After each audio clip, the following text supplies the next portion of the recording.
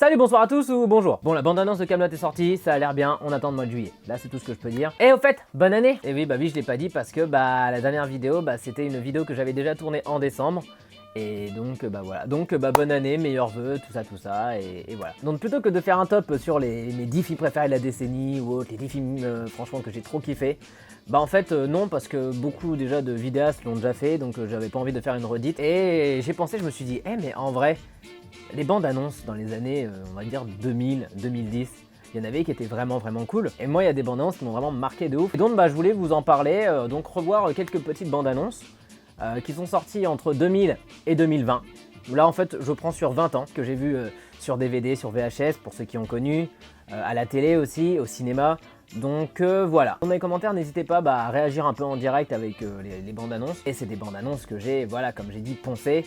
Donc quand même, je m'en souviens. Mais il y a des bandes annonces, je pense que je vais peut-être avoir des nouvelles surprises. Et comme ça, en plus, je pourrais donner un peu mon avis sur le film. Donc c'est parti. Alors, avec la bande-annonce d'un film qui est sorti en 2008, un petit film indépendant qui s'appelle The Dark Knight de Christopher Nolan. Alors cette bande-annonce là, je me souviens quand elle était sortie, c'était la folie. C'était vraiment n'importe quoi.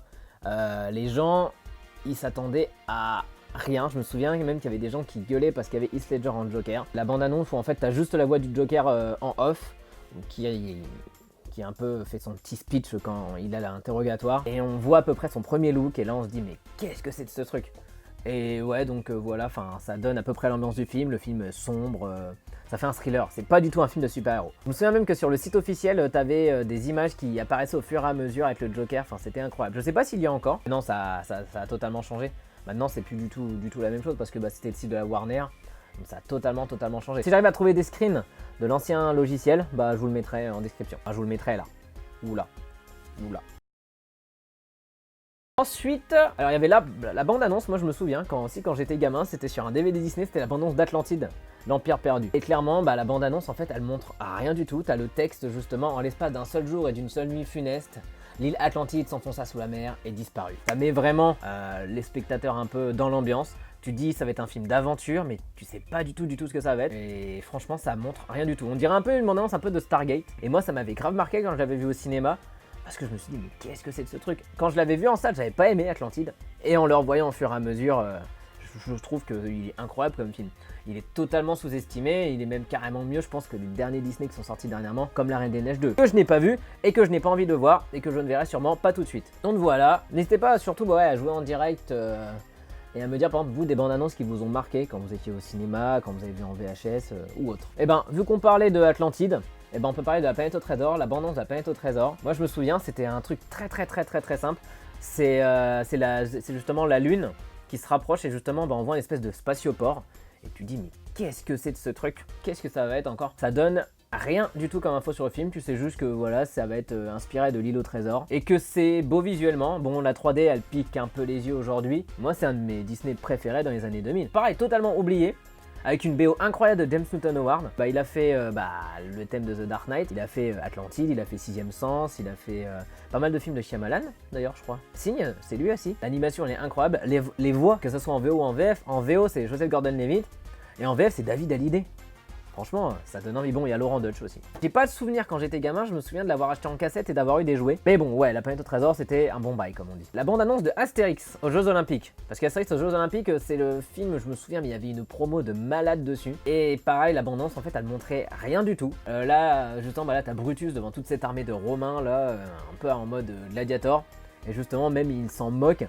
Parce qu'il dit justement, et qu'est-ce que vous attendez, Russell Crowe? Mais bon, dedans il y a Alexandre Astier. Peut-être qu'il était en tournage de Kaamelott du livre 6 et qu'il est parti faire un petit coucou. Mais le film, j'ai pas envie de le revoir. En vrai, cette bande-annonce là, c'est le meilleur extrait de tout le film. Vous dites-moi dans les commentaires déjà si vous avez bien aimé Astérix aussi.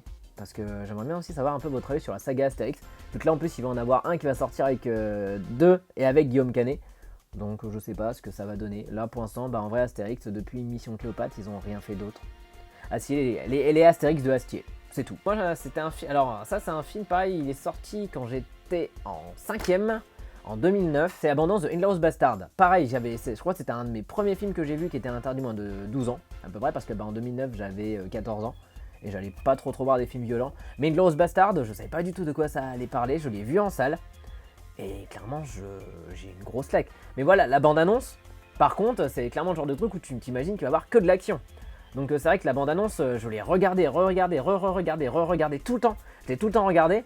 La bande-annonce a été incroyable. Enfin, t'avais l'impression que c'était vraiment un film d'action, mais avec des nazis, quoi. Ce qui est pas vraiment le cas. Il y a de l'action, mais c'est un film de Tarantino, je crois pas. Non, j'avais jamais vu des films de Tarantino, non, à l'époque. Et donc voilà, après, il y a le fameux 9999. Oh, si. Ça, c'est devenu extrêmement connu à l'époque. Et en plus, oui, bah oui, prix du Festival de Cannes. C'est vrai qu'il y a un casting incroyable. Brad Pitt, Diane Kruger, Christophe Waltz, dans son premier rôle, connu, en tout cas internationalement. Incroyable. Et le film, en vrai, il explique rien. Il dit juste, voilà, c'est un commando qui arrive en France. Et ils viennent défoncer du nazi. Tout simplement. Après Inglourious Basterds, j'ai découvert un peu le cinéma de Tarantino par la suite. Donc on va dire mon premier film de Tarantino, c'est Inglourious Basterds. Ce qui est pas mal quand même. Alors ensuite la prochaine bande-annonce, pareil c'est un film qui est sorti en 2007. Cette bande-annonce là, je me rappelle, je me cachais au CDI pour la regarder, tellement le film je l'attendais. C'est la bande-annonce de Pierre Descareys jusqu'au bout du monde, donc qui est le troisième volet de la saga. Et je pensais que ça allait être le dernier, et malheureusement non, on en a eu deux autres. Mais voilà, ouais, la bande-annonce franchement du 3, mais c'était ouf. Enfin avec voilà, la reprise de Yo-Ho, nous sommes les pirates, les Forbans. Vous voyez le 3, tu disais mais là ils vont aller chercher voilà Jack Sparrow. Et qu'est-ce qui va se passer après? Et ça te donnait tout et rien en fait, parce que tu savais voilà que Jack Sparrow revenait, mais tu savais pas du tout les péripéties, et le film clairement il est vraiment cool. Et tu sens que ça va être un film en même temps d'aventure, qui est un peu violent, et la conclusion. Parce que Pierre des Caraïbes 3 c'est la vraie conclusion du film. Le 3 et se finit très bien comme il est. Pour ceux qui n'ont jamais vu, en vrai, intéressez-vous à la saga Pierre des Caraïbes, ça peut être super intéressant. Le 2 est vraiment incroyable, le 2 il a pas vieilli d'un poil, c'est incroyable, il est sorti en 2006, il a pas vieilli d'un poil. Mais je me souviens qu'il était très long au cinéma. Je me souviens que ça, ouais, il fait je crois 2h45, donc voilà, et ça donnait vraiment envie. Et ça montre rien du film. Ça montre qu'il va se passer plein de choses, mais ça montre rien du tout du film. Et ça c'était vraiment cool. Voilà, pareil, même type de bande-annonce. La bande-annonce en vrai de la dernière partie de Harry Potter, donc les reliques de la mort partie 1, partie 2. Tous les fans d'Harry Potter attendaient vraiment cet événement mondial. Même là ils le disent dans la bande-annonce, cet événement mondial. Là franchement on a eu peut-être la même chose avec Marvel. Harry Potter quand c'est sorti, mais c'était la folie. Enfin je me souviens, en salle il y avait la partie 1 et la partie 2 c'était en juillet. Et vu qu'il n'y avait pas tout ce qui était internet, les réseaux sociaux vraiment comme aujourd'hui, mais ça pouvait être trop cool parce que tu pouvais... Moi je l'avais vu peut-être pas à la sortie directement, mais je m'étais pas fait spoiler et j'avais kiffé. C'est dommage juste que en fait elle est super courte la partie 2 pour une bataille. Mais bon, voilà, la bande-annonce, vraiment la musique, tout te donne envie quand même pour voir Harry Potter partie 1 et 2 quand même. Sur ça, on va pas tortiller. Même là aujourd'hui justement avec Marvel, quand ils essaient de conclure un peu leur saga, ils n'ont pas conclu comme à Harry Potter. Harry Potter c'est vraiment la fin, les gens avaient lu les livres, ils avaient vu les films, ça avait l'air incroyable. Donc ouais voilà, Harry Potter et Reliques de la Mort partie 1 et partie 2. Donc partie 1 c'était en novembre 2010 et partie 2 c'était en juillet 2011, je m'en souviens encore très bien, il y avait du monde comme je sais pas quoi, c'était n'importe quoi. Les gens, pas ils se battaient mais ils étaient pas loin quand même. Et je me souviens aussi, ouais, la partie 2, elle était en 3D. Et c'est vrai que la 3D à l'époque, à part Avatar et quelques autres films comme Gravity, où vraiment la 3D était bien, là la partie 2 de Harry Potter, de 1 elle a servi à rien. Et en fait déjà que l'image est déjà très sombre, en fait t'as des films qui arrivent très bien à gérer avec la luminosité, mais là dans la partie 2 mais tu vois vraiment rien. Je l'ai en Blu-ray là, mais le Blu-ray j'ai dû augmenter la luminosité du vidéoprojecteur tellement qu'on voyait rien. Ensuite voilà pareil, la bande-annonce de Star Wars 7 quand elle est sortie, c'était, j'ai eu des frissons. Voilà, on a une voix off, on a un désert, on se dit oula qu'est-ce qui se passe?